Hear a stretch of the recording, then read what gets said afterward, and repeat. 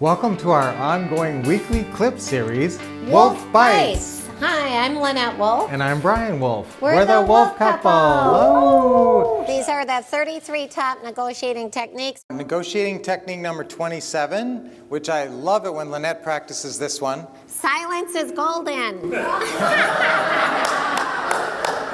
She doesn't practice it very often, let me tell you. It's true. Yes. So guys, but when you say, if we were to work it out and close whenever you want, what's the least you could sell us the house for? I suppose I could sell it for $200,000. Is that the best you can do? Because you know, I'd really like to have you give us a good deal. Does that sound like a good thing? Could you maybe work with us on this? Yeah, I suppose. Okay, so now I should shut up. Once you ask the question the first time, He didn't let me talk. That's when you shut up, okay? So you say, That's an is that the example. best you can do?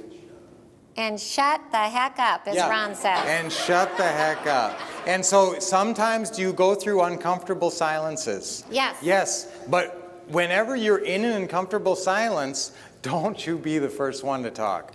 Don't you do it. Silence is golden, and the number is out there, and you set a number, you let it lay there That's until right. they respond. Awkward silence is wonderful. Yes. Number 28, guys. Number 28. Negotiating technique is the wince. Now, even when you're on the phone, by the way, they can tell when you're wincing. Did you know that?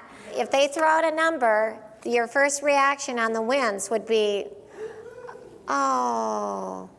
Well, now you guys got to play this however you want. Ron actually is like, oh, you know, like grunting. If you guys just go, oh, okay, everybody do that. Ready? Oh. That's right. And when their number comes out, if you just go like that, it just seems like they start to back up a lot of times just off of that. You haven't even said a single word, and they're already backing off their position. Well, that wasn't my final offer or anything, you know. I might still have wiggle room on this. So I like that one, the wince. And you got to give them some kind of verbal cue that you don't like what they said, and you don't have to be real big with it. Sometimes a sigh is enough, and all of a sudden, you know, you've got the upper hand.